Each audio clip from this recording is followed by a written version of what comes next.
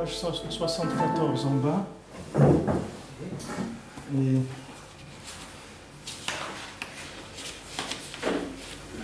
dans Kilchot Chala Halacha Bet et le passage He, paragraphe He. Tout à fait en bas de la page 74. Alken Shiur Eisa Shemafrishi Mimena Chala ou Omer qui a Omer Aseri Taefa. Maintenant, le Shiur de la Chala, c'est un Omer, c'est le shiur de 1 Omer et la mesure de 1 Omer. Et 1 Omer, c'est le 10e d'une Efa. C'est des mesures, c'est le 10e d'une Efa.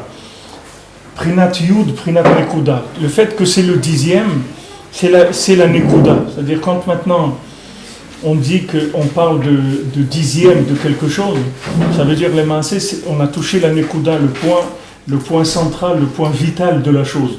Qu'on dit le 10e, qu'on dit Aseri Kodesh. C'est-à-dire que maintenant on est 9, on ne peut pas faire un minyan. Le 10e, il vient, c'est lui qui fait que c'est pas les 9 qui font le minyan, c'est le 10e, c'est-à-dire tu l'enlèves à lui, il n'y a plus de minyan. Donc c'est lui qui fait qu'il y a tout le minyan. Tous les autres 9, ils deviennent minyan parce que le 10e, il est venu. Alors tout ce qui fonctionne comme ça par 10, c'est ce principe-là. C'est-à-dire qu'il y a... Dans Aseret HaDibrot, c'est pareil. Par exemple, dans Anochi Hashem, Hashem il dit voilà, je suis Hashem ton Dieu, etc. Ça, c'est l'écart de tous les autres Dibrot. C'est ça ce que ça veut dire, mais en développement, c'est tout. C'est parce que c'est Hashem ton Dieu, alors il ne faut pas que tu fasses ça, il ne faut pas que tu tues, il ne faut pas que tu voles, il faut que tu fasses Shabbat, etc. Tu honores tes parents.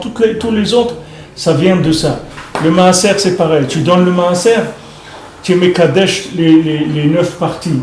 Tu prélèves le Bechor, tu mekadesh le reste des enfants. Là où tu fais le prélèvement, les maasés, ce prélèvement-là, c'est lui le point de vitalité de tout, comme on a vu avant.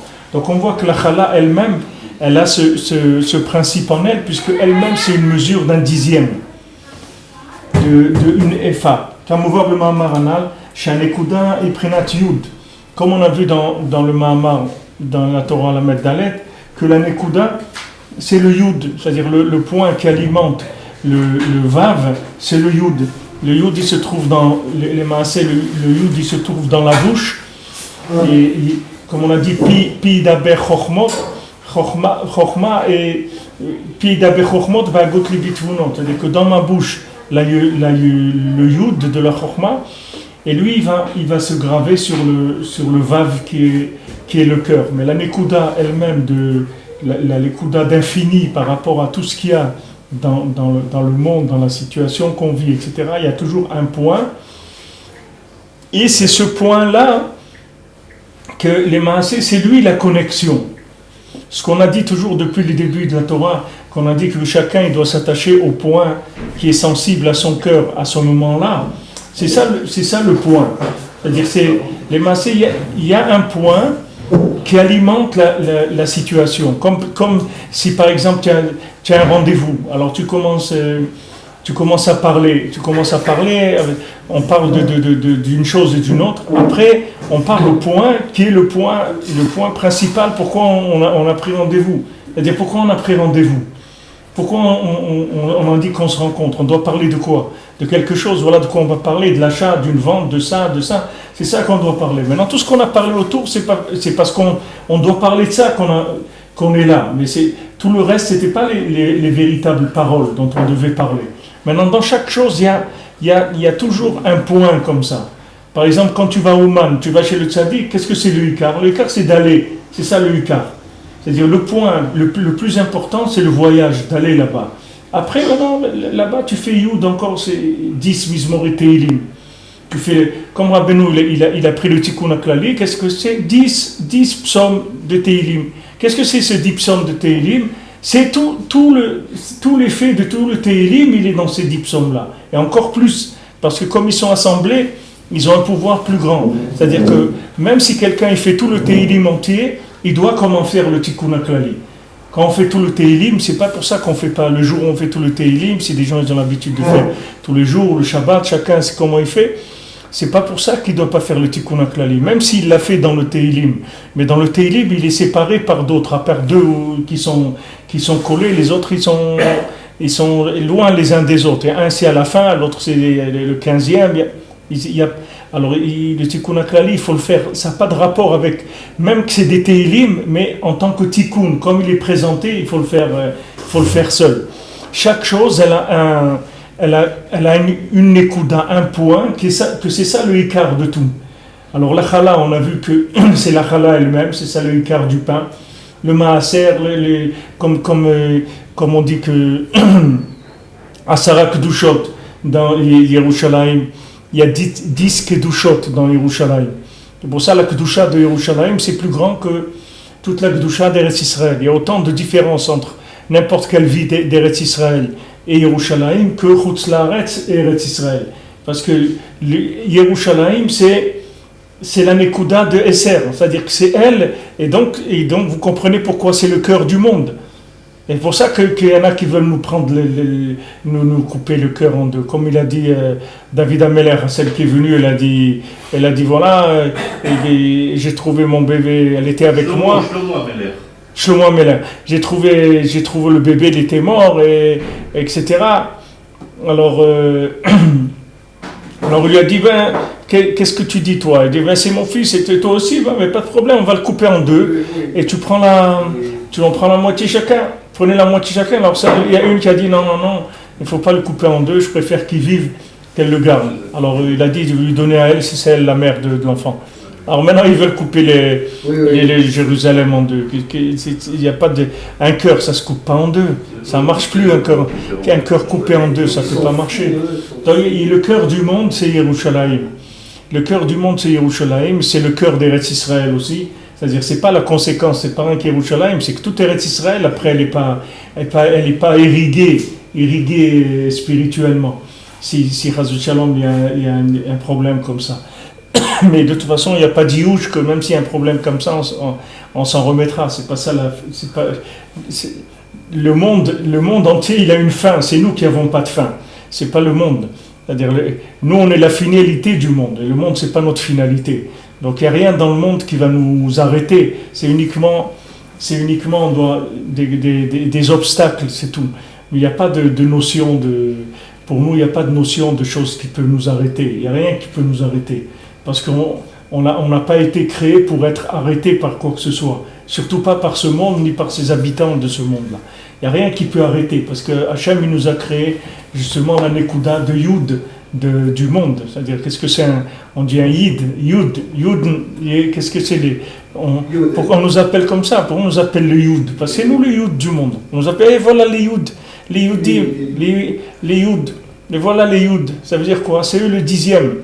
C'est eux le point central du monde. C'est comme ça qu'on s'appelle. Donc Yerushalayim et la Asara Kedushot, c'est elle qui est le Yud de l'humanité, c'est là où il y a le cœur de l'humanité. Donc maintenant on voit plus précisément que les maasés, dans toute situation, il faut aller au Ikar. C'est-à-dire il faut rester attaché avec le cœur de la chose. Dans chaque chose, il y a un point vital. Et c'est pas la peine de se perdre dans les choses autour. Il faut aller vers le Ikar. Il ne faut pas regarder ce qu'il y a autour. Des fois, ce qu'il y a autour, les gens ils se perdent, ils tournent. Et comme c'est écrit, il y a que Saviv Rechaim Yetalachum. C'est écrit les Rechaim, ils tournent autour. Comme on dit, ils tournent autour du pot. C'est-à-dire que les Rechaim, les fauteurs, c'est des gens, ils tournent autour. Qu'est-ce que ça veut dire? Ils développent le superficiel. D'où ça vient le mot superficiel? Ça vient, comment c'est construit le mot superficiel? Parce que c'est quelque chose qui tourne autour du cas. Il y a quelque chose qui est le principal, et le superficiel, c'est ce qui va tourner autour du point central. Alors les Rechaim, ça vive Rechaim italachum, c'est-à-dire que les Rechaim, le principe du rachat, le principe du fauteur, c'est celui qui va tourner. C'est-à-dire il va vous emmener dans les choses qui n'ont rien à voir avec le point central. Comme si quelqu'un il veut vous vendre une maison, n'importe quoi, il va vous faire voir, il va dire, mais regardez, vous avez l'air conditionné, il marche, il y a même une télécommande pour l'air conditionné. Mais c'est pas ça moi je vais pas acheter une maison parce qu'il y a une télécommande de l'air conditionné, c'est pas ça qui m'intéresse. C'est-à-dire la maison c'est autre chose que je cherche dans une maison. C'est pas ça qui... Alors maintenant quelqu'un qui veut vous embrouiller dans quelque chose, il va vous parler de tout, sauf du Icar. Alors maintenant, nous, il faut nous habituer à voir toujours le Icar, pas le Tafel. C'est pas la chose qui est secondaire. Maintenant, nous, on vit dans un monde où il y a 70 nations, que ces 70 nations-là, elles travaillent chacune par rapport aux 70 facettes de la Torah. C'est-à-dire chacune, elle est là pour obscurcir une facette de la Torah. Mais nous, on doit savoir que ces 70 facettes de la Torah, les Maaseh, elles ont quelque chose de commun et d'unique. C'est que tout, c'est pour arriver à Hachem. C'est tout, c'est l'attachement à Hachem. Toutes les facettes de la Torah, quand vous allez les passer toutes, sauf vous arrivez à quoi? À l'attachement à Kadosh Baruch Hu. Maintenant que l'attachement à Kadosh Baruch Hu se fasse par la tzedaka, par le chesed, par la tfila, par l'étude de la Torah, par ce que vous voulez. Mais sauf, c'est quoi qu'on vise? C'est la connexion avec Hachem. Donc il ne faut pas se perdre aussi dans les notions qui sont des notions extérieures. Et il faut aller toujours vers la Nekuda Ikarit. Avec la Nekuda Ikarit. Dans le mariage, c'est pareil. Dans l'éducation, c'est pareil. Quand il y a des gens, ils vont insister avec un enfant pour, par exemple, maintenant il a un pantalon, il veut dire non, tu mets pas ce pantalon pour sortir, tu vas mettre un autre. Il dit non, mais moi j'aime bien celui-là.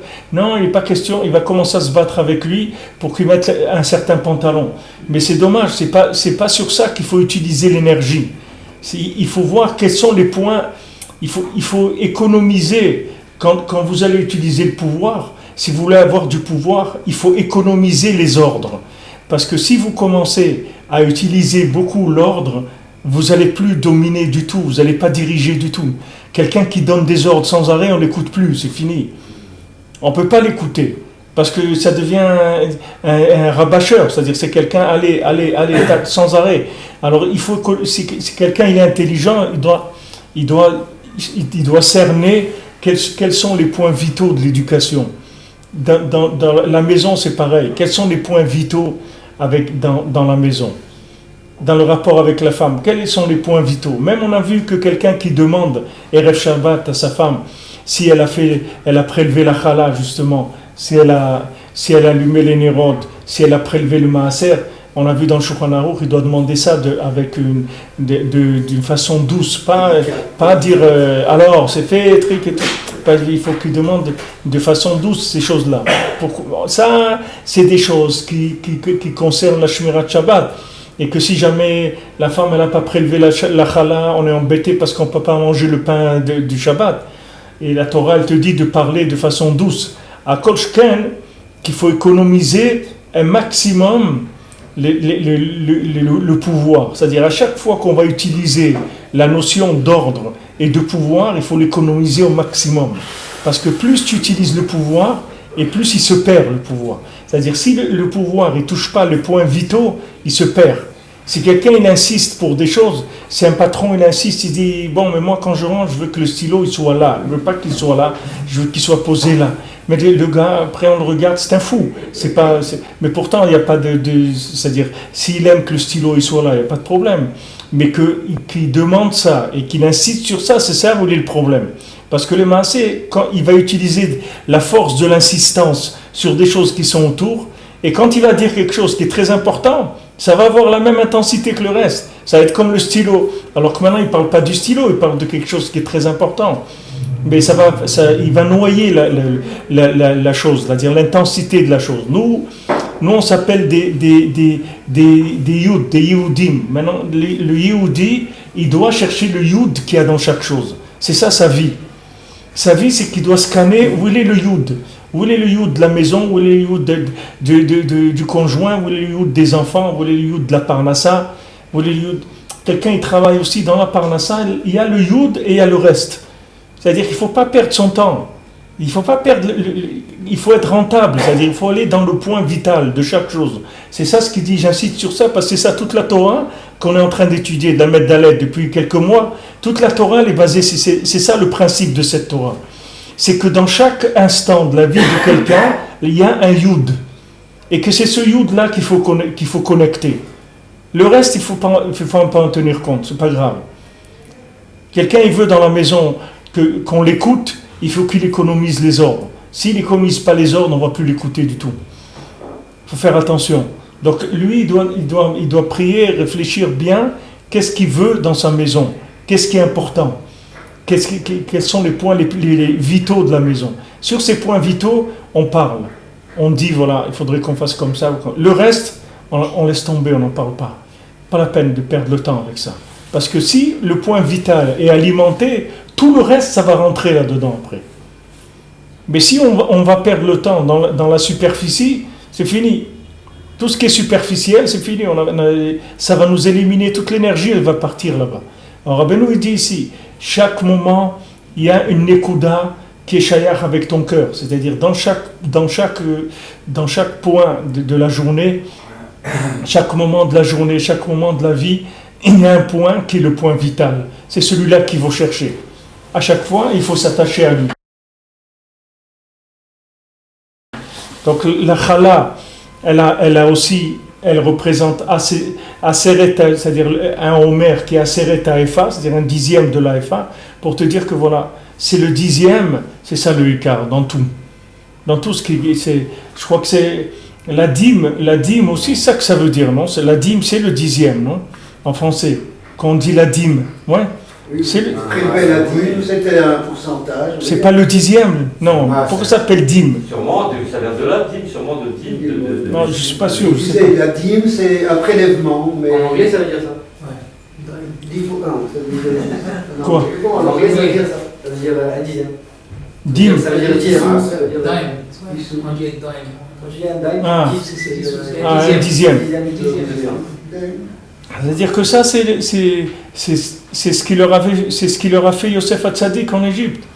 Il leur a fait donner la dîme de ce il a commencé avec ça. Il leur a dit vous allez donner la dîme de tout ce que vous cultivez, etc. Et grâce à ça, il a pu amener la bracha dans ce qu'il faisait. Il les a habitués à donner ça. Quand ils ont commencé à donner ça, on avait la bracha. Après ça aussi, ça s'est terminé. Mais le principe de la dîme, c'est pour amener la bracha dans ce qui reste. Qu'est-ce que ça veut dire amener la bracha, le principe de la bracha? C'est pour que le reste il soit connecté. Sinon il tombe. Si vous prenez par exemple la peau d'une pomme. Maintenant la peau d'une pomme, elle est brillante, elle est belle, etc. Enlevez-la de la pomme, laissez-la 1 heure à côté, vous allez voir comment elle est. Pourquoi elle devient comme ça? Pourquoi la peau, elle prend cet état-là? Pourquoi elle prend cette couleur, etc. Parce qu'elle prend plus du fruit. C'est le fruit qui fait que la peau, elle est brillante, elle est belle, etc. Si vous la coupez du fruit, ça va devenir une poubelle. Vous le prenez un jour après, ça devient des ordures mamaches. Alors que sur le fruit, elle était nifla méode. Alors c'est ça qu'on veut nous donner. C'est-à-dire, on dit, regarde, ne va pas chercher, ne t'investis pas dans ce qui est autour. C'est dommage, parce que ce qui est autour, c'est pas ça qu'il faut que tu vises. Il faut que tu vises ce qui est à l'intérieur, le point central, et le point central, il va alimenter tout. C'est pour amener la bracha. La chant de bracha, ça veut dire faire descendre l'infini dans le fini. C'est ça la chant de bracha. La chant de bracha, ça veut dire que comme on dit arroser, quand quelqu'un dit on va arroser ça, c'est le même principe la bracha. C'est-à-dire que la chose, elle est arrosée par en haut. Elle n'est pas du tout comme elle est. C'est pour ça que quelqu'un il peut avoir un billet de 100 shekels ou 100 euros ou 100 dollars. Et chacun, il a un pouvoir d'achat différent dans ce billet-là. Ce n'est pas le même pouvoir d'achat pour chacun. Il n'y a pas un cédère là-dedans que tout le monde peut faire la même chose avec ce billet-là. C'est pas vrai. Il y a des gens que ce billet-là, ils vont faire plusieurs choses avec. Il y a des gens, même une chose, ils ne vont pas arriver à faire. Parce qu'il n'y a pas de connexion. Ce pouvoir d'achat, c'est un pouvoir. Mais ce pouvoir, il n'est pas connecté à la centrale du pouvoir. Donc il est très faible en pouvoir. Et c'est ce que le Rebbe dit Rabbeinu dit dans l'écoute Moharan, ça. Il y avait ici à Yerushalayim, il y avait Avram Ben Nachman qui a écrit le Biur al-Ikuti, mais il a écrit Korveor, plusieurs Sfarim. C'était l'élève de l'élève de Rabbi Nathan, c'est-à-dire c'était le fils et l'élève de Rav Nachman Tutchiner qui était l'élève de Rabbi Nathan. Lui, il a vécu à Yerushalayim. Alors des fois, il recevait de la tzedaka dans dehors d'Eretz Israël. Et Eretz Israël, c'était sous le protectorat anglais. Donc il allait à la poste pour chercher l'argent. Alors maintenant, quand il recevait un mandat, les gens ils voyaient, il allait à la poste, il était là-bas avant l'ouverture de la poste. Le matin, il était déjà devant la poste. Et dès que ça ouvrait, il rentrait, il prenait son mandat. Alors les gens ils lui ont demandé, mais qu'est-ce que tu as à courir? L'argent, personne ne va te le prendre, il est là-bas. Il dit non, c'est assourd. C'est assourd de le laisser là-bas. Parce qu'il disait que c'est-à-dire, c'est pas lui qui dit ça. Rabbeinu dit ça, c'est une Torah Shlema, c'est une Torah entière dans l'écoute Moharan. Que dès que l'argent, il rentre dans la propriété d'un juif, il se met à briller. Parce que l'argent, c'est l'écorce du monde. C'est de l'écorce, c'est-à-dire c'est de la peau. Maintenant, cette peau-là, comment elle brille? Quand elle vient sur le fruit. C'est-à-dire, quand un juif, l'argent vient chez lui, il se met à briller. Rabbeinu dit, c'est pour ça que les goïms, ils ont toujours voulu mettre des impôts et prendre l'argent des juifs, etc. Tout spolier les trucs des juifs et tout. Pourquoi? Parce qu'ils voient que l'argent, il brille quand il est chez les juifs. Mais Rabbeinu dit, ce qu'ils ne savent pas, c'est que dès qu'il rentre dans leur propriété, il s'éteint. L'argent. Tout de suite. L'argent, il ne brille que quand il appartient à un juif. S'il apparaît, je ne sais pas, sur Internet, ça ne fait pas des amis, ce genre de choses, mais en tout cas, c'est ce qui est écrit dans l'écoutez-moi. Rabbeinu dit que l'argent, il a des kvanim, il a des couleurs. Maintenant, toutes les couleurs de l'argent, elles sont par rapport à la neshama du juif. Le neshama du juif, c'est lui qui fait briller l'argent. Maintenant, du moment où on s'est déconnecté de la neshama du juif, l'argent ne brille pas. C'est pour ça que Avraham Nachman était makpid d'aller chercher l'argent tout de suite. Dès qu'il était disponible, il allait le prendre. Il ne laissait pas à la poste l'argent. Il allait le prendre tout de suite parce que c'est une mitzvah de le faire briller. C'est-à-dire le fait que ça rentre dans sa propriété, il va se mettre à briller. Parce que le yud, c'est-à-dire le yid, c'est le principe de faire briller les choses. Et vous verrez des fois des gens, des non-juifs qui voient les juifs toujours, ils disent « Ouais, mais vous êtes forts, vous, dans les affaires, vous savez faire. » Mais c'est pas que les juifs, ils sont forts dans les affaires, c'est que les juifs, c'est le yud. C'est-à-dire, c'est le point central de tout. Donc là où ils vont, c'est normal que les choses elles se mettent à bouger. Parce que c'est eux le point central. C'est comme le principe de la centrifugeuse. C'est-à-dire, c'est là où ça tourne. Donc c'est là où il y a le mouvement. Donc par rapport à ça, tout va venir à ce point-là. La seule chose qu'on a besoin, c'est d'être béchalom, bé'ahava, des tikkun abrit et des shalom dans le Ham Israël. C'est ça qu'il y a besoin. Et s'il y a le shalom dans le Ham Israël, l'ahava et du shalom, ça y est, c'est la centrifugeuse du monde qui s'est mise en marche. C'est pas les centrifugeuses de l'Iran qu'il faut avoir peur. C'est les centrifugeuses du Ham Israël qui ne marchent pas quand il n'y a pas d'ardout et de ahava. Quand il y a de l'union, de l'amour, du shalom dans le Ham Israël, alors les neshamot, elles sont ensemble et elles commencent à tourner. Vous voyez, on est 10, on peut dire le nom d'Hachem.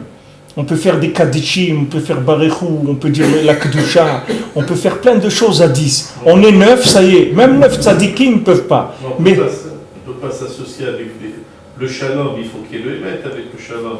On ne peut pas s'associer avec des gens qui veulent par exemple donner la terre d'Israël ou des choses comme ça. Comment on peut faire le shalom avec... Mais il faut faire le shalom avec eux parce que si tu fais le shalom avec eux, le shalom ça ne veut pas dire t'associer avec eux, c'est pas ça le shalom.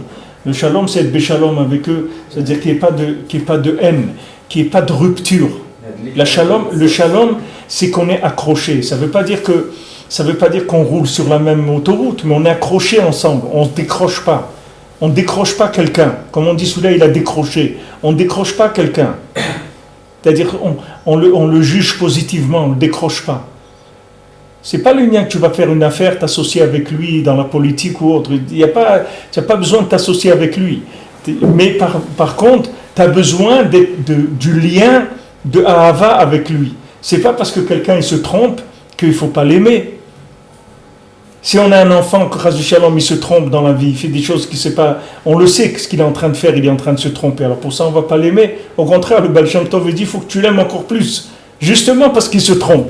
Si maintenant il se trompe et tu ne l'aimes pas, alors c'est terminé, tu l'as complètement. C'est ce qu'il a dit à Kadosh Baruch Hu à Moshe Rabbeinu. Qu'est-ce qu'il lui a dit? Il lui a dit regarde, moi je suis énervé sur eux, et pour la faute du veau d'or, si toi aussi tu t'énerves sur eux, c'est terminé. Alors va, fais la paix avec eux. Toi au moins, arrange-toi avec eux. Ne sois pas en colère contre eux. Hachem lui-même, il dit ça à Moshe Rabbeinu.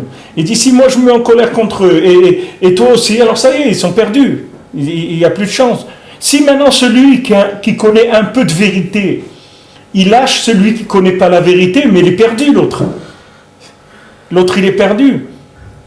Je dirais, c'est une déformation professionnelle qui est quelque chose de très bas, que quelqu'un, parce qu'il a eu le mérite de connaître un peu la Torah ou autre, alors il va se déconnecter de celui qui ne connaît pas la Torah. Il dit, ah, mais celui-là, c'est pas lui, le pauvre, il est perdu. Qu'est-ce que veut dire Au contraire, Akadosh Baruch Hu, il parle rien qu'avec les tzadikim. Akadosh Baruch Hu, il ne parle pas avec les Rechaim. Akadosh Baruch Hu, il ne vient pas reprocher aux Rechaim. Akadosh Baruch Hu, il reproche aux tzadikim pourquoi ils ne sont pas Mekarev, les Rechaim. Si tu as 9 tzadikim qui sont ensemble, ils ne peuvent pas faire minyan, ils ne peuvent pas dire le nom d'Hachem. Ils rentrent un clochard là-bas, ça y est, ils sont 10, ils peuvent faire commencer le nom d'Hachem, ils peuvent dire tout, etc. Et voilà, ils sont 9 tzadikim. Mais tu es 9, c'est tout. Tu n'es pas 10. Il n'y a pas 10. Le Ikar, il n'est pas là. Ce 10e-là, tu vois, ce clochard-là, il va venir, il va rentrer. Et bien celui-là, il va faire, tu vas commencer les Kadal, et la Kedusha, les trucs, tout ce que tu veux, tu vas faire. La Shem, il est là, Shrina, elle vient. Tu es 9 tzadikim, la Shrina, elle ne vient pas. C'est le principe du Yud, si tu veux. Le principe du Yud, c'est qu'il faut qu'il y ait tous ensemble, tous, il faut qu'ils soient Beyachad. Il faut avoir Avat Israël pour n'importe quel juif. Peu importe comment, le seul qu'il faut détester dans le monde, c'est Amalek, que c'est une mitzvah de détester Amalek, c'est tout. Il y a une mitzvah de la Torah. Ça veut dire qu'ils ont eu raison, les frères de Yosef, parce qu'ils ont été ensemble contre Yosef. Si jamais ils avaient réagi, on leur reprochait, de ne pas réagir et de ne pas vous avoir fait une scission, de ne pas se déconnecter. Parce que voilà, ils ont fait ensemble, ils ont pris la décision de vendre leur frère. Non, mais alors, je te répète ce que j'ai dit, Yaakov. Je n'ai pas parlé d'association de malfaiteurs. Je parle maintenant de Yosef, ils l'ont vendu, ils ont voulu le tuer et tout. Il n'avait pas de haine pour eux. Il les a aimés, il les a nourris, il leur a donné tout ce qu'ils avaient besoin. Pourquoi? Parce que lui, il a la vérité, eux, ils ne l'ont pas. Tu comprends? Un enfant, il vient, il casse des trucs, il commence. Allez, tac, tu as acheté une vaisselle, il te la casse. Un truc, tac, tac. Alors, qu'est-ce qu'il y a? Tu vas lui en vouloir, tu vas avoir de la haine sur un enfant parce qu'il a cassé des choses. C'est un enfant, il est pas... C'est pareil, quelqu'un, il est loin. Les gens, ils sont passés par la galoute. Nous, c'est des miracles. Regarde, tu as des frères, oui, tu sais où il est l'Olam. Tu vois où il est le monde. Pourtant, les frères et sœurs, ils sont pas pires que nous, tu comprends? Ils ont rien de moins bien que nous, ils sont comme nous. Ils sont aussi bien que nous, ils ont au moins, peut-être mieux que nous même. Et pourtant, il y en a qui n'ont pas vu la lumière de la Torah, ils sont loin. Alors tu vas leur en vouloir parce qu'ils sont loin. Tu vas vouloir à quelqu'un parce qu'il est malade. Tu vas en vouloir à quelqu'un parce qu'il est pauvre. Tu vas en vouloir à quelqu'un, il a une pauvreté mentale, et c'est pas de sa faute. Il ne sait pas où c'est la vérité. Personne ne lui a dit les mots qui lui ont touché le cœur. Alors si maintenant, toi, qui a un lien avec lui, tu le lâches, tu le décroches, mais alors ça y est, c'est terminé. Quelle chance il a de s'en sortir? Il n'a plus de chance de s'en sortir. Si les gens sur lesquels il était accroché, ils l'ont décroché, alors ça y est, c'est fini. C'est ça la centrifugeuse du monde. Les gens, ils s'occupent de la centrifugeuse de l'Iran. Mais ce n'est pas celle de l'Iran. Tu laisses qu'ils en fabriquent autant qu'ils veulent. c'est pas notre problème. Notre problème, c'est que en Eretz Israël, c'est que et tout le Ham Israël, il doit être beyachad dans la Ahava, dans le Ham Israël. Il ne faut pas que les changements de déot, c'est-à-dire parce que les gens ils ont des conceptions différentes du service d'Hachem, qu'il faut avoir la moindre haine, la moindre scission, si tu veux, dans le cœur. L'écart, c'est dans le cœur qu'il ne faut pas avoir de scission. C'est pas maintenant, laisse-le lui, il veut faire ça, qu'il fait ce qu'il veut. Lui, il veut construire ça, lui, il veut construire une tour, l'autre, il veut un musée de la paix, l'autre, il veut construire ce qu'il veut. Il n'y a pas qui fait ce qu'il veut, c'est pas ça le problème. Le problème, c'est qu'on reste ensemble. Et plus la personne, elle est loin, et plus tu dois l'aimer. C'est-à-dire, tu dois chercher les points de contact. Parce que elle est en danger, tu comprends? Elle est en danger. Justement parce qu'elle est loin, elle a besoin d'un Hava encore plus que quelqu'un qui est à l'intérieur. Si tu as un moment que tu dois t'occuper d'un religieux ou tu dois t'occuper d'un non-religieux, c'est du non-religieux qu'il faut que tu t'occupes. Parce que le non-religieux, il est en état de santé dangereuse. Le religieux, il tient debout, même s'il boite, c'est pas grave. Mais il tient debout, il fait un peu comme ça, un peu comme ça. Mais l'autre, il est loin. L'autre, demain, tu peux trouver, va se marier avec n'importe qui, va disparaître du judaïsme complètement.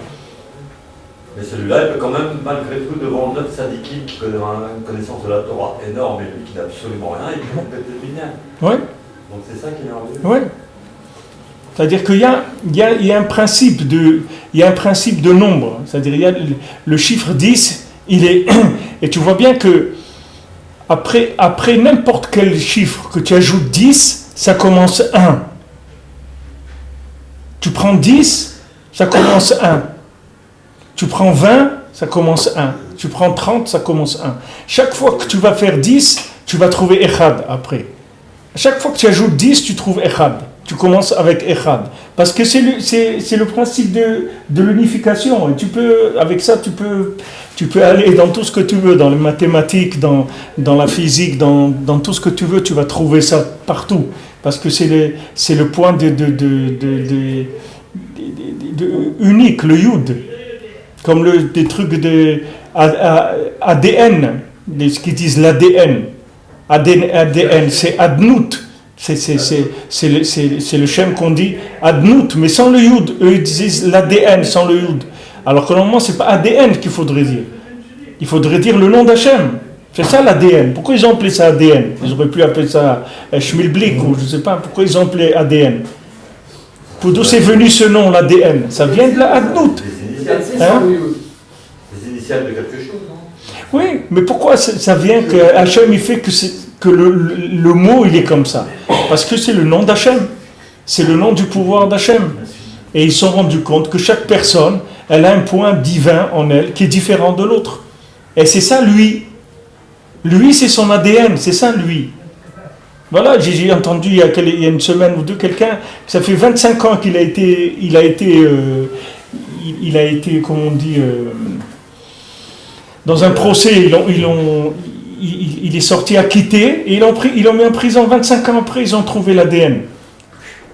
25 ans après, ils ont prouvé que c'était lui qui avait tué. Et pendant 25 ans, il n'y avait pas des moyens comme ça. Aujourd'hui, ça c'est pour condamner quelqu'un. Mais à Kolchken, à plus forte raison pour libérer quelqu'un, que c'est important.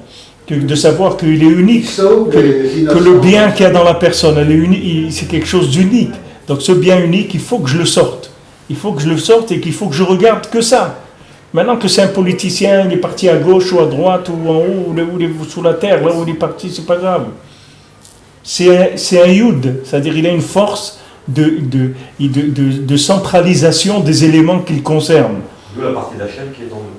La partie d'Hachem qui est en nous. C'est ça le ikar de ce qui est en nous. Le ikar de ce qui est en nous, c'est la partie d'Hachem qui est en nous. Après le reste, il est construit par rapport à ça. Le reste est construit par rapport à tout ce qui est autour. C'est pour faire l'emballage de cette nekuda de Yud. C'est pour ça qu'il ne faut pas regarder les déotes des gens. C'est pas pour ça que tu dois t'associer avec eux et faire des choses avec des gens qui sont pas nets au point de vue Emouna, c'est-à-dire c'est le Ikar dans la Emouna. Des gens qui ont pas d'Emouna dans Hachem, Même si c'est des juifs, tu dois pas de toute façon, un juif qui n'a pas d'émouna, ça n'existe pas. Rabbeinu dit que si un juif il arrive à arracher Shalom, la émouna qui est en lui complètement, au moment où il arrache la émouna complètement, il meurt tout de suite. Il ne peut pas vivre. Un juif, il ne peut pas vivre sans le Yud. Et ne croyez pas que c'est quelque chose qui est, comme on dit, aléatoire ou laissé à la liberté de chacun. C'est qu'un juif, il est condamné à être un juif. Il ne peut pas être autre chose. Parce que le Yud qu'il alimente, s'il l'enlève, il meurt tout de suite. Il ne peut pas vivre dans ce monde. Il ne peut vivre qu'avec ce Yud-là. Rabbi nous dit que sans la Emouna, un juif, il meurt tout de suite. S'il arrive à arracher la Emouna, il ne peut plus vivre. Tant que tu vois un juif vivant, c'est qu'il a de la Emouna. À toi de chercher, à toi de tirer les fils, à toi de le rattacher. Et Beikar, tu vas commencer à l'aimer. C'est ça le Ikar. Il faut qu'il sente que tu l'aimes dans ton cœur. Quand il va sentir que tu l'aimes dans ton cœur, cet amour-là, même, il va déjà alimenter sa neshama. Sans que tu parles. Tu n'as pas besoin de parler. Rien que cet amour-là, il alimente la neshama. Pourquoi le soir, on fait, avant de faire Kriyat Shema, on dit, voilà, je pardonne à tout le monde, et tout celui qui m'a fait du mal, je lui en veux pas, et des trucs. Si quelqu'un, il fait pas ça, sa neshama, elle monte pas la nuit. Si quelqu'un, il pardonne pas à tous ceux qui lui ont fait du mal le soir, avant de dormir, quand il va dormir, sa neshama ne peut pas monter dans les mondes supérieurs. Parce que tu ne peux pas monter si tu n'es pas connecté. Et si maintenant tu en veux à quelqu'un, tu n'es pas connecté. Tu te déconnectes. Si tu te déconnectes, tu restes en bas, tu ne montes pas. Tu ne peux pas monter. Tous ces points-là, c'est les points vitaux du judaïsme. C'est à ça qu'il faut faire attention. Les gens, des fois, ils font attention à... Comme une fois, ils ont demandé à Rabbi Nathan, ils ont dit, c'est quoi les kavanot du tzitzit? C'est-à-dire les kavanot du harizal de la mitzvah tzitzit. Quand on fait les tzitzit, quel schéma d'Hachem il faut avoir dans la tête, etc. Alors Rabbi Nathan, il dit, les kavanot du tzitzit, c'est que quand tu mets le tzitzit, tu fais comme ça, tu les envoies pas sur la figure de ton ami qui est derrière. C'est ça les kavanot du tzitzit. C'est ça. Quand tu auras fait ça, après on peut pas. Il ne lui a pas dit ça quand tu auras. Mais voilà, il a dit c'est ça le kavanot du tzitzit. C'est qu'il y a des gens, ils font des belles brachot magnifiques, des kavana, la bracha et tout, et quand il envoie le tzitzit, tac, il met une gifle sur l'autre. Des fois, ça fait mal, ça vient dans l'œil, des fois. Les fils, des fois, ça vient dans l'œil, ça fait mal, mamache. Et le bonhomme, il ne s'est même pas rendu compte. Il croit, il faut qu'il mette des rétroviseurs. Au moins, je sais pas, qu'il regarde, qu'il envoie quelque chose, qu'il regarde s'il n'y a pas quelqu'un autour de lui. C'est ça le quart des kavanot. C'est avec ça qu'on commence à vivre. C'est pas les gens, ils ont des trucs dans leur tête, ils croient parce qu'ils ont des grands sujets dans leur esprit, alors ils croient qu'ils sont grands. Mais c'est pas ça. Le début de la grandeur, c'est de respecter l'autre. C'est la première chose. Le respect de l'autre, l'amour de l'autre, et de vouloir que l'autre y réussisse. C'est ça le écart. Rabbeinu dit dans Sichot Haran que même si tu es le dernier, Chas v'Shalom, des derniers, et que tu as toujours échoué, tu dois toujours être joyeux que l'autre y réussisse. Et tu dois le bénir et tu dois prier pour que lui réussisse. Parce qu'il dit, en aimant l'autre et en aimant sa réussite à lui, peut-être comme ça, toi aussi, un jour, ton dossier, on va le faire passer. C'est-à-dire tellement on va voir que tu aimes l'autre qu'un jour, toi aussi, tu vas passer. Parce que les gens, ils ne savent pas. Les gens qui ont de la haine pour les autres, il faut qu'ils sachent qu'ils ont des dossiers qui sont très gros. C'est pour ça qu'ils ont de la haine pour les autres. Parce que les gens qui sont isolés du monde et qui en veulent à tout le monde, c'est des gens qui sont très très malades spirituellement. Ça veut dire c'est des gens, ils ont des paquets énormes de avérotes sur eux, d'anciennes vies. Pas que de celle-là, même si dans cette vie, il n'a pas fait grand-chose de mal. Mais il faut savoir que dans ses vies antérieures, il a des gros paquets. C'est pour ça qu'il a de la haine comme ça. Cette haine-là, elle vient du fait qu'il y a pas de, il a un cœur qui est bouché, c'est-à-dire son cœur il est bouché par toutes les avérotes qu'il a pu faire dans cette vie, dans des vies antérieures. Donc il faut savoir quand quelqu'un il a de la haine, il faut vraiment qu'il fasse attention parce qu'il a un gros paquet. Alors qu'il faut qu'il travaille sur ça et de voir que le bien chez les autres et de vouloir que les autres réussissent, même si lui il est comme il est. Mais si maintenant il veut la réussite de l'autre, parce que Rabbeinu dit que les gens ils ont tendance à, quand il se noie, comme quelqu'un il se noie, il veut couler l'autre aussi avec lui. Parce que lui il se noie, alors celui qui vient de sortir, il veut le noyer, le couler aussi, il a l'impression qu'il va s'en sortir comme ça. Alors il y a un réflexe que les gens qui n'ont pas réussi, ils ne veulent pas que les autres réussissent aussi. Mais Rabbeinu dit c'est au contraire. Si toi tu n'as pas réussi, il veut que l'autre réussisse. Parce que la réussite de l'autre, c'est ta réussite à toi. Elle dit à Naël dans son livre, elle dit quand vous priez, ne priez pas pour moi seul, en tant qu'Anaël. Priez pour moi dans le Ham Israël. Parce que moi je fais partie du Ham Israël. Et quand vous allez prier pour le Ham Israël, alors moi aussi j'aurai ma délivrance avec le Ham Israël. Pourquoi on dit que celui qui prie pour l'autre, on le répond en premier. Celui qui demande pour l'autre, alors on lui donne à lui en premier. Pourquoi s'il demande pour l'autre, on lui donne à lui en premier? Parce que maintenant, quand il prie pour l'autre, c'est comme on a dit ici qu'il a rapporté le cœur et la source. Quand quelqu'un il prie pour l'autre, ça s'appelle vraiment la vatrinam, le chesed rinam. C'est gratuit. Parce que qu'est-ce que je vais avoir de ça, moi? J'ai prié pour que mon ami ait une maison. Ok, maintenant il a sa maison, il est bien dedans. Qu'est-ce que ça m'a rajouté à moi dans ma vie? Ça m'a ajouté quelque chose? Ça m'a rien rajouté. Donc c'est gratuit, c'est du chesed gratuit. C'est celui-là le vrai chesed. Donc Hachem il dit, tu as fait du chesed gratuit, tu as prié pour que lui ait une maison, alors voilà, tiens, je te donne une maison. Même Avraham Avinu, pour avoir Yitzhak, il est passé d'abord, il a été d'abord en galoute avec Sarah, chez Avimelech. Et là-bas, il y a eu tout le maasé de Avimelech avec Sarah, et que après Sarah, elle a maudit, et qu'il ne pouvait plus avoir d'enfants dans la maison d'Avimelech. Tous ils étaient malades, ils ne pouvaient plus avoir d'enfants. Alors Avimelech, il est venu, il a demandé à Hachem, qu'est-ce que c'est cette maca que j'ai? Il a dit, va chez Abraham, il va prier pour toi, et tu vas guérir.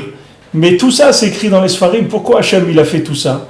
Pour qu'Abraham il prie, pour que Avimelech il ait des enfants, pour qu'il puisse lui donner Yitzhak. C'est pour ça qu'il lui a fait cette mise en scène là. Il a fait toute cette mise en scène pour lui donner Yitzhak à lui. Alors des fois, quelqu'un il dit, ah j'ai un problème, en ce moment, des trucs et tout. J'ai une fuite d'eau dans la maison, etc. Il t'appelle, il dit, je suis rentré chez moi, j'ai trouvé inondation, fuite d'eau, etc. Alors la personne lui dit, bon, et j'espère que ça va s'arranger pour toi, etc. Mais maintenant, s'il ne prie pas pour lui, maintenant pourquoi on lui a envoyé cette information? Pourquoi il travaille, lui, à la centrale au truc de l'eau, ou il travaille à la radio ou à la télé? Pourquoi on lui a fait entendre cette chose-là? C'est parce que lui, il a besoin de quelque chose. Alors maintenant, on lui envoie cette information pour qu'il prie pour l'autre. Et quand il va prier pour l'autre, on va lui donner ce que lui, il a besoin. Tout ce que tu entends, ce n'est pas gratuit. C'est pas des choses gratuites. Hachem, il n'a aucun intérêt à te donner des informations qui ne te servent à rien. Toutes les informations que tu reçois te servent à quelque chose. Et quand tu entends, Chaz v'Shalom, des malheurs dans l'âme Israël, il faut prier pour l'âme Israël. On a vu, il m'a montré hier à Vavam, là, que dans le Sefer Amidot, Rabbeinu dit qu'un Baal Tshuva qui prie pour la pluie, avec ça, c'est Mechaperlo, toutes ces avonot, toutes ces avérotes, elles sont pardonnées par le fait qu'il prie pour la pluie. Le fait qu'il prie pour la pluie, qu'il y ait la pluie en Eretz Israël, qu'il y ait la pluie, qu'il y ait la bracha, quand il prie pour ça, ça lui pardonne toutes ces avérotes. Parce que ça aussi, si c'est pas un agriculteur, combien il y a d'agriculteurs? Il prie pour la pluie. La pluie, ça l'embête, ça lui mouille sa veste, et il ne peut pas mettre son linge à sécher, etc. Sa voiture, elle salit. Tous les problèmes qu'il peut y avoir, ok? Ça l'embête à lui, mais il faut qu'il prie pour la pluie. Il faut qu'il prie pour la pluie, c'est ça faire tchouva. Il faut prier pour le bien du klal, même si lui, ça l'embête. Mais il faut qu'il prie pour le bien. Avec ça, c'est mechaperlo toutes les avérotes. Donc c'est ce principe-là, c'est le principe du Yud. Il faut savoir que toutes les situations, elles sont comme ça. Il y a un point qui est le Ikar. Et le reste, il va être réparé automatiquement. Quand je vais toucher le point central, ça va commencer à tourner. Tout va venir vers le centre. Tout va venir, il va se concentrer vers le point central. C'est le Yikar. Hein? C'est le Yikar. Le Yikar. Oui, Rama. שהנקודה היא בחינת י' על כן כשיש עיסה בעיסה שיעור אומר אז יש שם בחינת טהרת הנקודה שהיא בחינת י'. Donc maintenant quand dans la pâte il y a le shiur du Omer, c'est-à-dire que Misama ça doit être ici, combien c'est le shiur de la chala? 2 kilos, 2 kilos combien? Shiur de la chala 1 kg 800. Il y a 2 Il y a 1,8 kg, il y a 2,2 kg. C'est ça. Il y a 2 Il y a deux chiours. il y a 1,8 kg, 2,2 kg. Donc dès qu'il y a ce chiour-là, cette mesure de pâte, alors ça y est, ça devient quelque chose qui peut éclairer, c'est-à-dire ça commence à avoir une puissance au point de vue d'un écoudal devient importante. Ça aussi c'est quelque chose qu'il faut savoir pourquoi c'est comme ça, c'est-à-dire que il y a un chiour à partir duquel ça commence. C'est comme le minyan, c'est-à-dire que ça commence à 10, à 9 ça ne peut pas commencer. Il faut qu'il y ait 10. Dès qu'il y a 10, ça y est, ça commence l'infini commence à rentrer. Alors dans la pâte c'est pareil. À partir de cette mesure-là, la pâte elle commence à avoir un corps de faire descendre l'infini. À partir de ces chiours-là, et à ce moment-là, on a besoin de prélever la chala. Valken mafreshi mimena chala. Donc on prélève la chala. Valken la chala en la chiour. C'est pour ça que la chala, elle-même, elle n'a pas une mesure. C'est-à-dire le morceau de pâte qu'on prélève, il n'a pas une mesure définie. Parce que le point lui-même, c'est-à-dire le point central, c'est pas quelque chose qui a une mesure.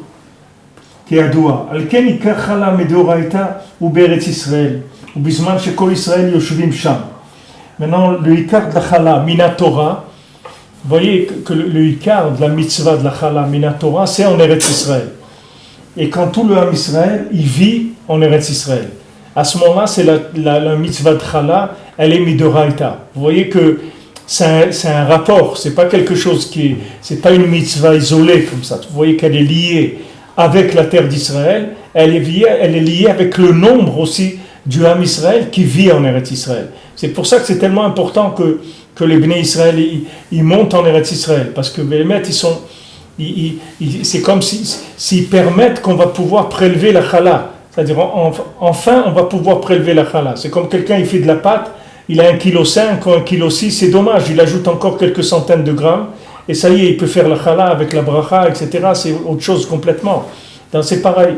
Ici, maintenant, pour que la chala elle devienne midoraita, il faut que la majorité du Ham Israël, il soit en Eretz Israël. Et à ce moment-là, ça change, la donne, c'est plus la même du tout. C'est autre chose complètement. Les gens ils poussent avec l'antisémitisme, ils poussent les Juifs à monter en Israël. Mais s'ils savaient qu'est-ce que ça va faire quand les Juifs ils vont monter en Israël, la donne, elle va changer dans le monde. Ça sera plus du tout pareil. Ça va être, les jeux, c'est plus les mêmes. C'est-à-dire, on change complètement de façon de gérer le monde. Ça va changer tout. Parce que du moment où il va y avoir la chala, qui va être midoraita, c'est-à-dire la chala et minatora, ça va changer toutes les influences, surtout sur la région, sur le monde entier, tout va changer. Donc il faut que tout le Ham Israël, moi j'ai dit le Rov, mais ici il dit le Kol, tout le Ham Israël. Comme c'est écrit, quand vous viendrez, c'est écrit, vous viendrez, ça veut dire tous vous installer en Eretz Israël. Parce qu'en Eretz Israël, ce point-là central, il éclaire le plus, qui est Sham Eser Kedushot. Voilà, il y a 10 Kedushot en Eretz Israël. La Kedusha Eliona Shebekan et Kodesh Kodashim, Even Shtia.